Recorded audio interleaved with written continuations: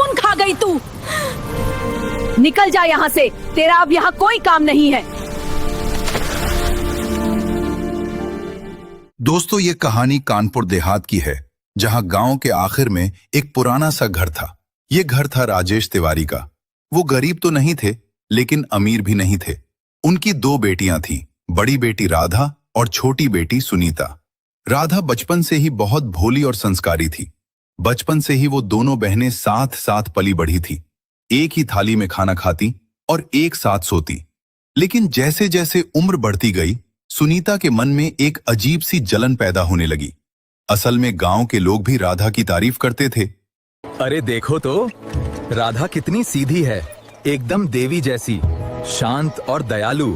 हाँ, आजकल ऐसी लड़कियाँ कहाँ मिलती हैं। अगर ऐसी बहू मिल जाए तो घर स्वर्ग बन जाए। ये बातें सुनीता के कानों में जहर बनकर उतरने लगी थी।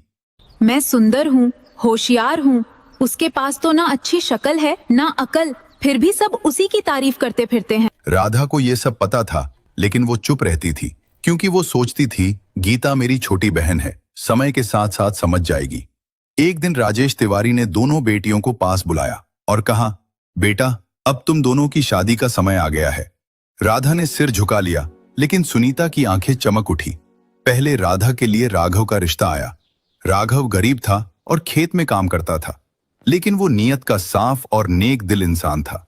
सुनीता ने जब ये सुना कि राघव गरीब है और वो खेत में काम करता है, तो वो हंस पड़ी और बोली, वाह, बड़ी बहन को तो खेती करने वाला किसान मिल गया है। अब तो तुम्हारी जिंदगी मजे में कटेगी। वैसे भी तुम्हें तो बंधुआ मजदूरी करना अच्छा लगता है। सुनीता की बात पर राधा ने कुछ नहीं कहा, लेकिन राजेश तिवारी बोले, हाँ, वो गरीब है तो क्या हुआ, लेकिन मेहनती और ईमानदार होने के साथ साथ वो नेक दिल भी है, और राधा उसके साथ बहुत खुश रहेगी। राधा ने सिर झुकाकर कहा, जी बाबूजी, आपने मेरे लिए ठीक ही सोचा है। कुछ दिन बाद सुनीता के लिए निखिल का रिश्ता आया, जो एक बड़ा व्यापारी था। खूबसूरत बंगला, नौकर चाकर, उसके पास सब कुछ था। ये सुनते ही सुनीता का घमंड और भी बढ़ गया। वो बोली, देखा बाबूजी, किस्मत भी समझती है कि कौन किस चीज के लायक है। तिवारी जी ने सुनीता की बात का जवाब नहीं दिया, क्योंकि वो उसकी रग रग से वाकिफ थे। खैर, शादी की तारीख तय की गई और जल्द ही उन दोनों बहनों की शादी भी हो गई। राधा शादी करके राघव के साथ उसके घर आ गई। राघव का घर छोटा था, छप्पर की छत, एक टूटी सी रसोई और कुछ बोरियों में अनाज रखा था। राघव बोला, राधा, मेरे पास ज्यादा कुछ तो नहीं है, लेकिन मैं कोशिश करूंगा कि तुम्हें कभी किसी चीज की कमी ना हो। राघव, मुझे कुछ नहीं चाहिए, मेरे लिए तो बस आपका साथ ही काफी है। उधर जब सुनीता अपने ससुराल पहुंची, तो इतना आलीशान घर और चमचमाती गाड़ियां देखकर हैरान रह गई। वाह, इतनी दौलत और शोहरत, अब ये सब मेरा है। मेरी तो ऐश ही ऐश है। अब तो राधा मुझसे नजर तक नहीं मिला पाएगी। इस तरह दौलत और शोहरत के नशे ने सुनीता का घमंड दुगना कर दिया था। उसने नौकरानी को आवाज लगाई, ओए लाजो, तूने मेरा कमरा ठीक से साफ क्यों नहीं किया? लेकिन मैंने तो सुबह ही अच्छी तरह साफ किया था छोटी मालकिन।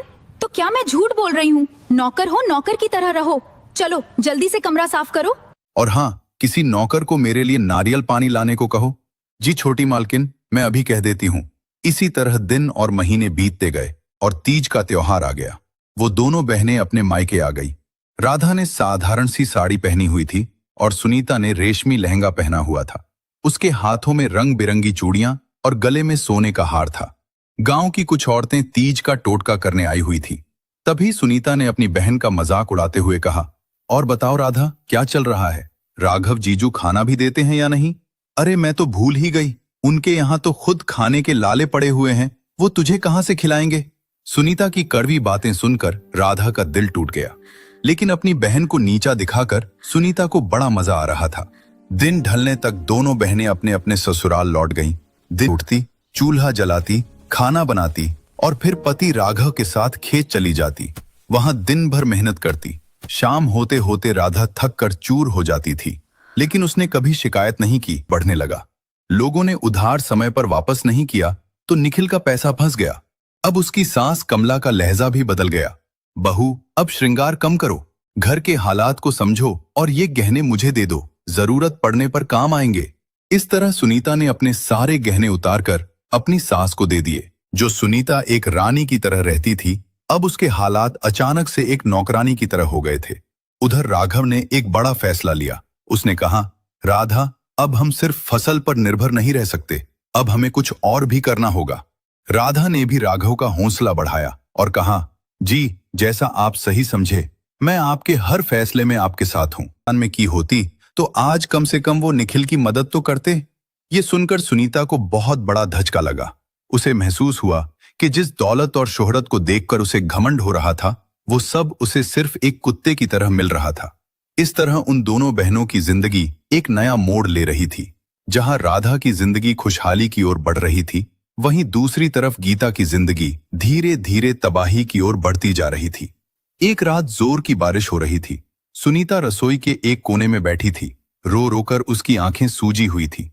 पीछे से सांस की आवाज उसके कानों में गूंज रही थी। अरे करमजली, तू डूबकर मर क्यों नहीं जाती? मेरे बेटे का सुकून खा गई तू। हमारे घर को बर्बाद करके रख दिया है तूने। न मायके से पैसा लाई, न किस्मत लाई। कुलक्षणी है तू। निखिल ये सब सुनता था, लेकिन चुप रहता था। उसकी चुप्पी सुनीता के लिए सबसे बड़ा तमाचा थी। उसे ऐसा लगने लगा था जैसे उसका पूरा अस्तित्व ही मिट्टी में मिल गया है। अगली सुबह निखिल की दुकान पूरी तरह बंद हो गई। उसने कहा, मैं सुनीता को अपने साथ वापस ले जाना चाहता हूं।